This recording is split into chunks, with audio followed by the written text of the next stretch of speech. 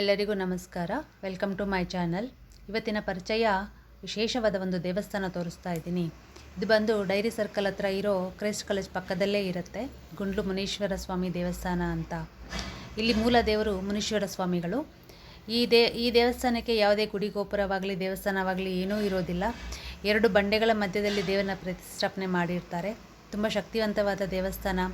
ಇಲ್ಲಿ ಅರ್ಚಕರು ಸಹ ಇರೋದಿಲ್ಲ. ಬಂದಿರೋ ಭಕ್ತರೇ ದೇವ್ರನ್ನ ವಿಶೇಷವಾಗಿ ಅಲಂಕಾರ ಮಾಡಿ ಅವರೇ ಪೂಜೆ ಮಾಡ್ಕೊತಾರೆ. ತಾವು ತಂದಿರೋ ಪೂಜೆ ಸಾಮಗ್ರಿ ಮತ್ತು ಪ್ರಸಾದವನ್ನು ನೈವೇದ್ಯವಾಗಿ ಇಟ್ಟು ಪೂಜೆ ಮಾಡ್ಕೊತಾರೆ.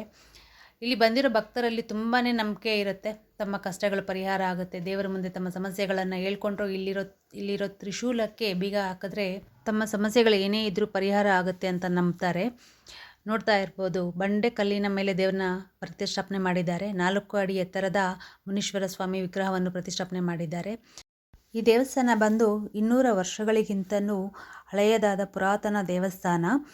ಇಲ್ಲಿ ದೇವರಿಗೆ ಮೊಸರನ್ನ, ಸಿಹಿ ಪೊಂಗಲ್ಲು, ಕಡಲೆಪುರಿ ವಿಶೇಷವಾಗಿ ನೈವೇದ್ಯನ ಮಾಡ್ತಾರೆ. ಇಲ್ಲಿ ಬಂದಿರೋ ಭಕ್ತರು ಅವರೇ ದೇವರನ್ನ ಅಲಂಕಾರ ಮಾಡಿ ಅವರೇ ಪೂಜೆ ಮಾಡಿಕೊಂಡು ಹೋಗ್ತಾರೆ. ಇಲ್ಲಿ ಬಂದಿರೋ ಭಕ್ತರಿಗೆ ಉಳ್ಕೊಳೋದಕ್ಕೆ ಚಿಕ್ಕದಾದ ಒಂದು ಹಳೆಯ ಛತ್ರ ಮತ್ತು ನೀರಿನ ವ್ಯವಸ್ಥೆ ಸಹ ಮಾಡಿದ್ದಾರೆ. ಹಾಗೆ ದೇವರ ನೈವೇದ್ಯಕ್ಕೆ ಪ್ರಸಾದವನ್ನು ಇಲ್ಲೇ ತಯಾರಿಸ್ಕೋಬೋದು. ಚಿಕ್ಕ ಚಿಕ್ಕ ಒಲೆಗಳೆಲ್ಲ ಇದ್ದಾವೆ ಇಲ್ಲಿ. ಅವರೇ ಕುತ್ಕೊಂಡು ಪೊಂಗಲ್ಲು ಮತ್ತು ಬೇರೆ ಏನಾದರೂ ಪ್ರಸಾದ ಬೇಕಾಗಿದ್ದರೆ ಅವರೇ ಅಲ್ಲೇ ತಯಾರಿಸ್ಕೊತಾರೆ. ಅದಕ್ಕೆಲ್ಲ ವ್ಯವಸ್ಥೆ ಇದೆ.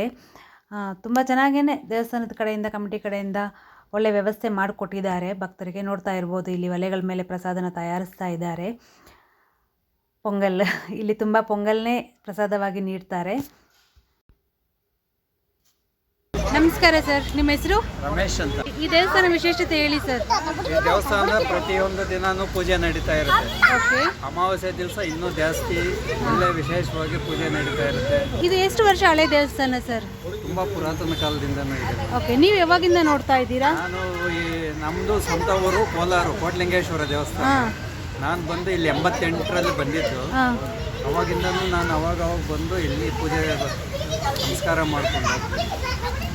ತುಂಬ ಥ್ಯಾಂಕ್ಸು ಸರ್. ಹಾಯ್. ನಮ್ಮ ಕುಲದೈವ ಇದು.